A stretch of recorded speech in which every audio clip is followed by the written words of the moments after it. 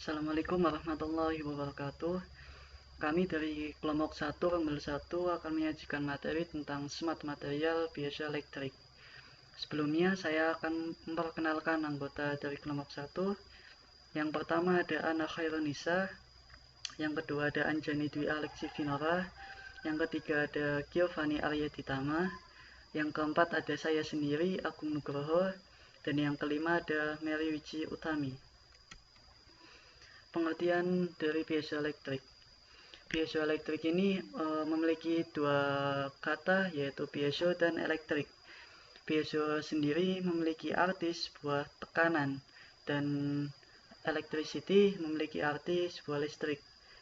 Jadi jika kita lihat dari animasi GIF piezoelektrik, prinsip kerjanya yaitu piezoelektrik ini jika ditekan akan menghasilkan sebuah sinyal listrik.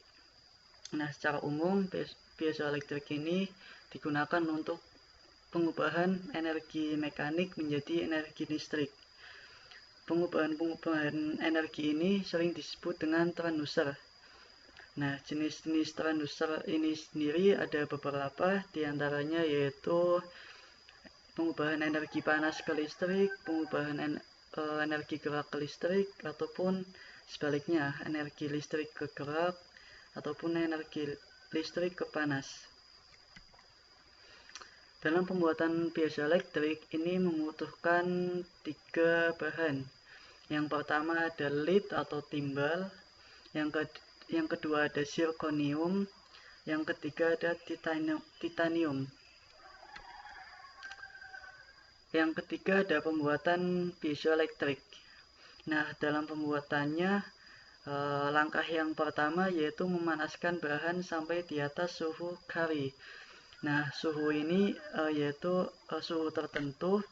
Nah, nanti dipol-dipol yang ada dalam bahan material ini akan diselaraskan atau ditentukan medan listriknya dengan vektor yang memiliki gaya dan arah sampai ketemu medan listriknya dan nanti disejajarkan medan listriknya.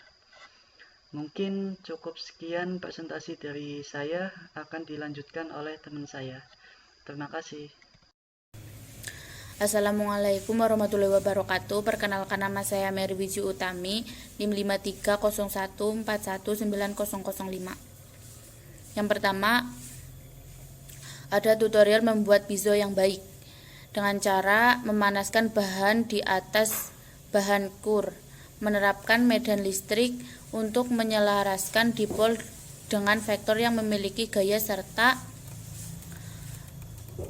yang memiliki besaran dan arah. Tentukan medan listrik di bagian material.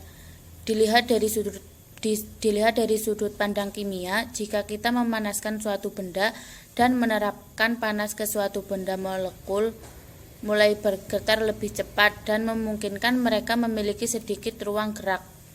Maka kita akan menerapkan medan listrik ke beberapa material dan semua dipol dari medan listrik sejajarkan dengan medan listrik yang diterapkan dan kemudian akan berakhir dengan bahan piezoelektrik dengan dipol dalam arah yang sama. Yang kedua, ada aplikasi piezo saat ini, yaitu ada jam tangan yang memiliki kristal kuarsa. Di dalam kristal kuarsa secara mekanis berisolasi deformasi untuk frekuensi konstan. Deformasi itu ditranduksi energi mekanik menjadi energi listrik. Selanjutnya ada handphone. Speaker pada handphone saat bergetar adalah contoh kasus listrik piezo. Sinyal listrik yang ditransmisikan sepanjang kabel saat itu mencapai bahan listrik piezo di dasar speaker itu diubah menjadi energi mekanik atau deformasi perangkat lain. Selanjutnya ada pematik barbecue. Pematik barbecue akan mengambil energi mekanik dari jari kita untuk menekan tombol menyalakan korek api yang menyebabkan piezo bahan listrik di bawah tombol untuk menangkis yang menghasilkan sinyal listrik energi listrik dan tertangkap menciptakan percikan yang menyalakan cairan korek api. Selanjutnya ada pisau masa depan. Pisau di masa depan ini mungkin akan sangat banyak digunakan untuk alat-alat elektronik, karena untuk saat ini juga sudah banyak yang menggunakan. Pastinya untuk di masa depan dan masa yang akan datang pasti juga lebih banyak alat-alat elektronik yang berasal dari pisau. Assalamualaikum warahmatullahi wabarakatuh. Perkenalkan, nama saya Giovanni Araditama, NIM 530141903. Pada episode di masa depan, banyak sekali kegunaannya yang dapat menciptakan penemuan-penemuan baru yang sangat bermanfaat bagi manusia di masa yang akan datang. Contoh yang pertama ada robot serangga, kemudian ada energi aerolastik, dan yang terakhir ada keyboard Samsung. Robot serangga adalah robot yang menyerupai dari bentuk serta karakter yang mirip seperti serangga pada aslinya. Entah itu dari warna, cara serangga itu berjalan, cara serangga itu terbang, cara serangga itu makan, entah cara serangga itu berkembang biak. Robot serangga ini banyak sekali digunakan oleh pihak kepolisian sebagai alat mata-mata untuk menangkap tindak pelaku kejahatan. Contohnya robot lalat. Robot lalat ini dapat terbang lincah dengan kecepatan yang cepat dikarenakan sayapnya yang tipis serta fleksibel yang dapat bergetar 120 kali per detik. Pada sayap lalat ini sangat tipis dan fleksibel sehingga dapat bergetar sekitar 120 kali per detik.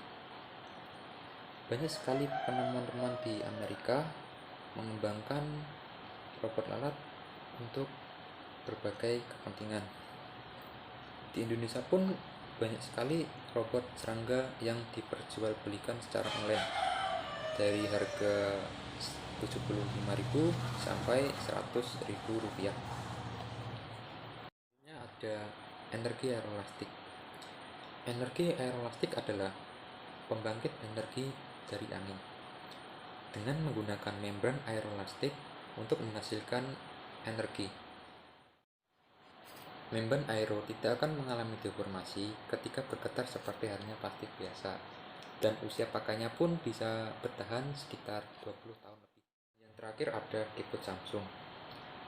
Keyboard Samsung di sini menggunakan konsep masa depan dan masa zaman dulu, di mana keyboardnya bisa digunakan untuk layar sentuh pada kebanyakan HP sekarang ini, dan juga dapat digunakan secara ketik atau pada zaman HP zaman dulu. Samsung terdapat dua bits, yaitu electroplating sensor pada bagian belakang dan sensor case yang akan memberikan berupa sentuhan pada layar HP Samsung. Perkenalkan, nama saya Anjani Dwi Alexivinora dari Prodi PTE Rombel 1. Baik, selanjutnya adalah cyborg mode. Apa itu cyborg mode?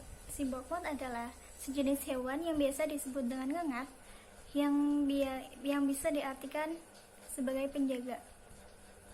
Ngengat tersebut akan dilengkapi dengan alat elektronika, sehingga ngengat tersebut akan menjalankan misinya sebagai mata-mata. Ngengat tersebut memiliki badan yang cukup kecil. Dia memiliki sayap sebesar 10 cm, sehingga dia hanya mampu membawa beban yang lebih ringan dengan skala yang lebih kecil. Sementara data yang dihasilkan dari panel surya membutuhkan nilai yang konstan, sehingga menggunakan pisau elektrik. Nah, di sebelah kiri adalah contoh gambar dari pisau elektrik, di mana sumber energi yang ringan sehingga dapat diaplikasikan pada ngengat yang berukuran sangat kecil. Pisau elektrik yang akan dipasangkan berbentuk dua balok logam yang ringan dan fleksibel sehingga dapat dibawa terbang oleh ngengat tersebut. Nah, selanjutnya adalah laboratorium burung. Sama halnya Dengan ngengat, laboratorium burung ini memanfaatkan burung sebagai media pengawasan, di mana burung tersebut akan dipasangi dengan piezoelektrik, sehingga ketika burung bermigrasi akan terekam jejak bagaimana keadaan lingkungan di sekitarnya. Menggunakan burung sebagai pengganti ngengat karena burung memiliki badan yang lebih besar, sehingga saat dia terbang mampu membawa muatan yang lebih besar dan menghasilkan banyak energi.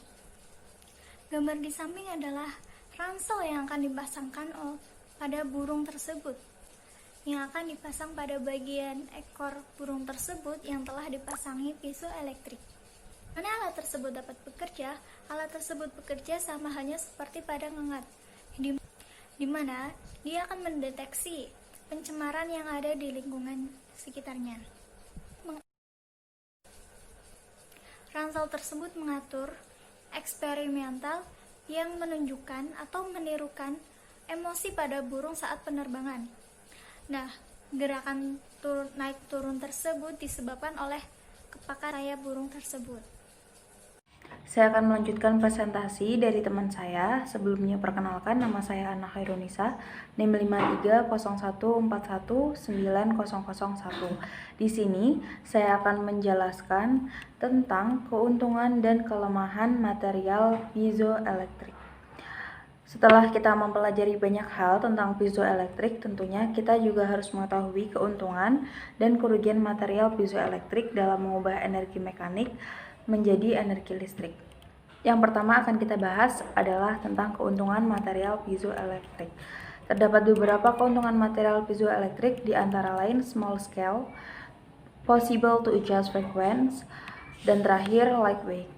Yang pertama, small scale atau skala kecil. Material piezoelektrik ini digunakan pada proyek yang berskala kecil. Karena ukurannya yang kecil ini, maka menyebabkan kemampuan untuk menyesuaikan kecepatan dan fleksibilitas. Yang kedua, possible to adjust frequency atau kemampuan untuk memungkinkan mengatur frekuensi. Bisa dilihat contohnya adalah pada robot serangga, di mana kaki mereka akan bergetar pada frekuensi yang sangat lambat. Dan yang terakhir adalah lightweight. Dari perangkat-perangkat yang dibuat merupakan jenis perangkat yang ringan. Dan untuk sumber energi yang ringan ini menggunakan bahan listrik. Lalu setelah keuntungan, ada juga kerugian atau kelemahan. Di antara lain energy loss, brittle, dan not perfectly. Yang pertama, energy loss. Kehilangan energi bisa saja terjadi. Tidak semua energi mekanik dapat ditransmisikan ke energi listrik. Yang kedua adalah brittle atau rapuh. Frekuensi pada kaki robot serangga itu rapuh. Dan yang ketiga, not perfectly. Sekian presentasi dari kelompok 1. Apabila ada kekurangan atau salah kata, mohon dimaafkan. Wassalamualaikum warahmatullahi wabarakatuh.